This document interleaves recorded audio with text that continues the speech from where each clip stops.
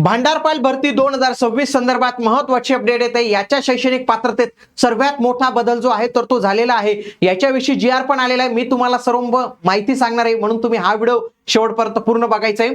बघू शकतात मित्रांनो, हा महाराष्ट्र शासन यांच्याकडून आलेला नवीन GR आहे। सामान्य प्रशासन विभाग 5 मे 2026 चा GR पाहायला मिळतो। भरती प्रक्रिया सुसूत्रीकरण आणि सुधारणा संदर्भातला हा GR जो आहे तर तो आपल्याला इथं पाहायला मिळतो।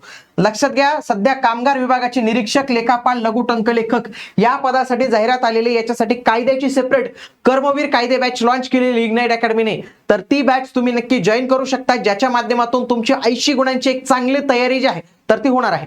चला तर आता आपण येऊया। बघा, भांडारपाल हे जे पद आहे ना, आधी सरसेवेने भरलं जायचं, आता हे पद MPSC कडे गेलेले मित्रांनो।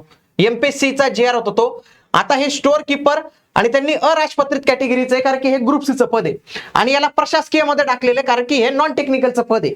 ओके, तर हा एक नवीन संवर्ग आहे। बघा, 40 नंबरचा संवर्ग तुम्हाला याच्यात पाहायला मिळतो। आता मी एक एक डिपार्टमेंट सांगतो, त्या डिपार्टमेंट मध्ये असलेलं भांडारपाल, सहाय्यक भांडारपाल हे पद आणि नवीन पात्रता काय, जुनी पात्रता काय, सगळं काही एक्सप्लेन करतो। सगळ्यात आधी वित्त विभागातील जो GST विभाग आहे तर त्याच्यातील ग्रुप सी चं पद आहे मित्रांनो भांडारपाल। या भांडारपालची आधी पात्रता काय ठेवली होती माहिती का, फक्त 10वी पास। 10वी पासवर तुम्ही फॉर्म भरू शकत होते। आता ही पात्रता कॅन्सल केलेली आणि नवीन पात्रता काय ठेवलेली की पदवीधर पाहिजे। बघा, bachelor degree in any stream, म्हणजे कोणत्याही शाखेतील पदवीधर या पदासाठी आता फॉर्म भरू शकतो। पुढचं जे पद आहे ना तर ते सामान्य प्रशासन विभागाचं आहे। Protocol government transport service group C चं पद आहे। भांडार सहाय्यक आहे, याला स्टोअर असिस्टंट हे नाव दिलेलं आहे। याच्यात पण काय म्हटलेलं होतं की सेकंडरी स्कूल सर्टिफिकेट, म्हणजे 10वी जे आहे तर ते पास पाहिजे, सोबत 2 वर्षाचा तुम्हाला अनुभव पाहिजे। मग आता ही पात्रता त्यांनी रद्द केलेली आहे, डायरेक्ट सांगितलं की कुठल्याही शाखेचा पदवीधर फॉर्म भरू शकतो। पुढे उच्च तंत्र शिक्षण विभागातील कला संचालनालय याच्यातील ग्रुप सी चं पद, ते म्हणजे भांडारपाल। याला इथं वेगळी पात्रता होती की degree in arts, commerce, science, त्याच्यानंतर लॉ मध्ये म्हटलेलं, मग इंजिनिअरिंग येते का नाही, लय इश्यू व्हायचा, तर ते आता कॅन्सल करून डायरेक्ट काय ठेवलेले, कुठल्याही शाखेचा पदवीधर।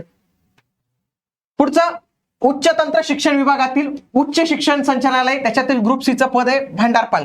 याच्या डिग्री ठेवलेली होती आणि इथं वेगळी अट होती, इथं टायपिंगची अट होती। म्हणजे तुम्ही जर पाहिलं प्रत्येक डिपार्टमेंटच्या भांडारपालची वेगवेगळी अट, काम एक पण डिग्री अनेक, अशी गंमत होती। 30 मराठीचं लागत होतं किंवा इंग्लिश 40चं कागदपत्र लागत होते। आता हे पण कॅन्सल झालं, काय सांगितलेले की फक्त पदवी पाहिजे। उच्च तंत्र शिक्षण विभागातील तंत्र शिक्षण संचालनालयामधील भांडारपाल याला 10वी लागत होतं, म्हणजे एकाच डिपार्टमेंट मध्ये 2 पद, वरच्या पदाला डिग्री लागत होती, खालच्या पदाला 10वी लागत होती। अरे वा, म्हणजे लयच गजब कारभार होता तो, आता डिग्रीवर त्यांनी क्लोज करून टाकलेला आहे। पुढचं PWD विभागामध्ये पण स्टोअर कीपर लागतो, सहाय्यक भांडारपाल हे पद आहे। इथं SSC पाहिजे होतं आणि इथं काय अट होती, 25 वर्षापेक्षा जास्त वय नको। अरे 25 वर्ष झाल्यानंतरच कार्यकर्त्याला खरं कळतं की काय करायचंय काय नाही, मग तिथं ते कसं कळणार आहे। मग त्याला पण आता डिग्री टाकून दिली आणि वयाची अट त्याला 18 ते 38 आणि मागासवर्गीयांसाठी 43 टाकून देतील। जलसंपदा विभागातील पाटबंधारे विभाग जो आहे याच्यामध्ये भांडारपाल, सहाय्यक भांडारपाल। बघा, भांडारपाल सहाय्यक भांडारपाल मध्ये फरक आहे, पगाराचा फरक आहे, तो मी पुढे सांगतोच तुम्हाला। बघा, इथं पण काय होतं, डिग्री टायपिंग, इथं होतं 10वी प्लस टायपिंग, आता ते याच्यावर करून टाकले बॅचलर्सवर।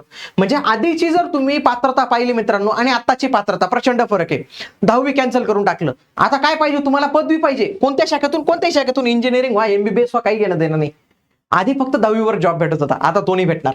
काही ठिकाणी बघा टायपिंग लागत होतं, मराठी 30 किंवा इंग्लिश 40, काही ठिकाणी अनुभव लागत होता। आता हे सगळंच कॅन्सल करून टाकले, सगळ्याच्या सगळं कॅन्सल। आता काय ठेवलेलं आहे, कुठल्याही शाखेचा पदवीधर, कुठली टायपिंग नाही, कुठला अनुभव नाही, कुठली शारीरिक पात्रता नाही, काहीच लागत नाही।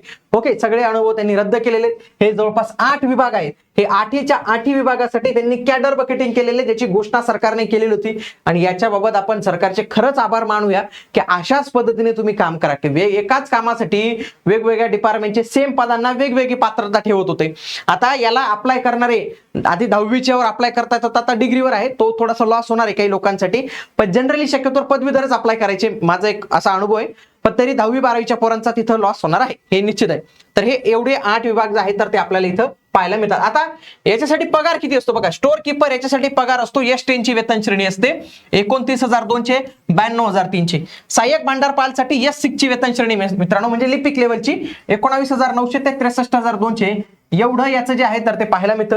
बघा, नाशिक मनपाची पण एक लवकरच आकृतीबंध मंजूर होणार आहे 9,000 पदांचा, पण त्याच्यामध्ये किती पदं भरली जातील, कोणती पदं भरली जातील तो व्हिडिओ बघा अभ्यासाच्या नियोजनच्या संदर्भातला हा व्हिडिओ आहे.